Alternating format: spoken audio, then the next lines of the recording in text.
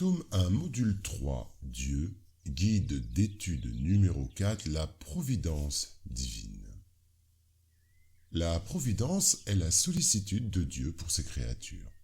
C'est la suprême sagesse avec laquelle le Créateur conduit toutes choses. C'est le soin constant, le zèle ininterrompu, c'est l'esprit supérieur, c'est l'ange veillant sur l'infortune, c'est le consolateur invisible. C'est le phare allumé dans la nuit pour le salut de ceux qui errent sur la mer orageuse de la vie. La providence, c'est surtout l'amour divin se déversant à flot sur sa créature. Dieu est partout. Il voit tout, il préside à tout, même aux plus petites choses. C'est en cela que consiste l'action providentielle. Comment Dieu, si grand, si puissant, si supérieur à tout, peut-il s'immiscer dans des détails infimes, se préoccuper des moindres actes et des moindres pensées de chaque individu? Telle est la question que se pose l'incrédule, d'où il conclut qu'en admettant l'existence de Dieu, son action ne doit s'étendre que sur les lois générales de l'univers, que l'univers fonctionne de toute éternité en vertu que ces lois auxquelles chaque créature est soumise dans sa sphère d'activité, sans qu'il soit besoin du concours intéressant de la providence. Nous sommes ainsi constamment en présence de la divinité.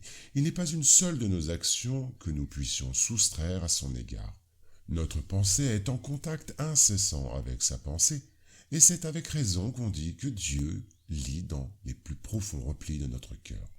Nous sommes en lui comme il est en nous, selon la parole du Christ. Pour étendre sa sollicitude sur toutes ses créatures, Dieu n'a donc pas besoin de plonger son regard du haut de l'immensité. Nos prières, pour être entendues de lui, n'ont pas besoin de franchir l'espace, ni d'être dites d'une voix retentissante, car sans cesse à nos côtés, nos pensées se répercutent en lui. Nos pensées sont comme les sons d'une cloche qui font vibrer toutes les molécules de l'air ambiant. Rien n'empêche d'admettre, pour le principe de souveraine intelligence, un centre d'action, un foyer principal rayonnant sans cesse, inondant l'univers de ses effluves comme le soleil de sa lumière. Mais où est ce foyer? C'est ce que nul ne peut dire. Il est probable qu'il n'est pas plus fixé sur un point déterminé que ne l'est son action et qu'il parcourt incessamment les régions de l'espace sans bornes. Si de simples esprits ont le don d'ubiquité, cette faculté, en Dieu, doit être sans limite. Dieu remplissant l'univers, on pourrait encore admettre, à titre d'hypothèse, que ce foyer n'a pas besoin de se transporter et qu'il se forme sur tous les points où la souveraine volonté juge à propos de se produire, d'où l'on pourrait dire qu'il est partout et nulle part.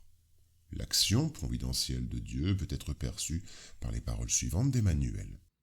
Si tu crois que l'haleine des entités angéliques souffle exclusivement sur les pratiquants de la vertu, médite sur la providence divine qui honore le soleil dans la grandeur de l'espace, mais en l'induisant à soutenir les êtres qui sont encore attachés à la croûte terrestre, y compris les plus petits vers qui rampent sur terre.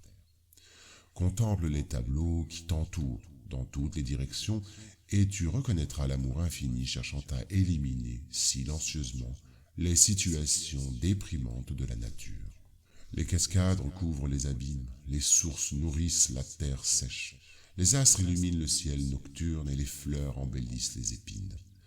Dans le domaine de la pensée où tu te trouves, tu surprendras ce même amour infini cherchant à éteindre les conditions inférieures de l'humanité. Les parents transfigurés en génie de tendresse, les professeurs dissipant les ombres de l'ignorance, les médecins guérissant des maladies, les âmes généreuses secourant les nécessiteux. Ainsi, Dieu s'occupe de tous les êtres qu'il a créés, quelque petits qu'ils soient. Rien n'est trop petit pour sa bonté. Toutefois, nous devons comprendre que malgré l'action providentielle de Dieu, pour toutes ces créatures, nous sommes liés au résultat de notre libre arbitre. Ainsi, toutes nos actions sont soumises aux lois de Dieu. Il n'en est aucune, quelque insignifiante qu'elle nous paraisse, qui ne puisse en être la violation. Si nous subissons les conséquences de cette violation, nous ne devons nous en prendre qu'à nous-mêmes, qui nous faisons ainsi les propres artisans de notre bonheur ou de notre malheur à venir. Il est donc clair que la providence divine se manifeste doublement, sous la forme de miséricorde et de justice, parce que la compassion, fille de l'amour, souhaitera toujours tendre la main qui sauve, mais la justice, fille de la loi, ne dispense pas de l'action qui rectifie. La miséricorde sera présente dans les situations les plus déplorables. Cependant, l'ordre légal de l'univers s'accomplira invariablement. En vertu de la réalité, il est juste que chaque fils de Dieu assume des responsabilités et prenne des résolutions de lui-même. Ainsi, l'épreuve de la vie représente les soins de Dieu pour tous ses enfants, nous offrant des occasions bénies de progrès spirituel, comme nous l'explique le bienfaiteur Emmanuel. Dans toutes les épreuves qui t'assaillent quotidiennement, réfléchis aux bénédictions qui t'entourent, puis, en t'appuyant sur la foi et la patience, tu reconnaîtras que la divine providence agit pour toi et par ton intermédiaire, te soutenant au milieu des problèmes que tu rencontres sur ton chemin, pour t'en donner la solution. Devant ces problèmes insondables, notre raison doit s'humilier. Dieu existe. Nous n'en saurions douter. Il est infiniment juste et bon, c'est son essence. Sa sollicitude s'étend à tout. Nous le comprenons. Il ne peut donc vouloir que notre bien, c'est pourquoi nous devons avoir confiance en lui. Voilà l'essentiel. Pour le surplus, attendons que nous soyons dignes de le comprendre.